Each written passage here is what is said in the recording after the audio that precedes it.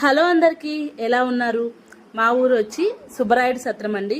ఉలవపాడు పక్కన చిన్న పల్లెటూరు అండి. మా పల్లెటూరు చుట్టూరు మామిడి తోటలే ఉంటాయండి. ఉలవపాడు ఫేమస్ మామిడి పండ్లండి. చాలా రకాల కాయలు అయితే దొరుకుతాయి.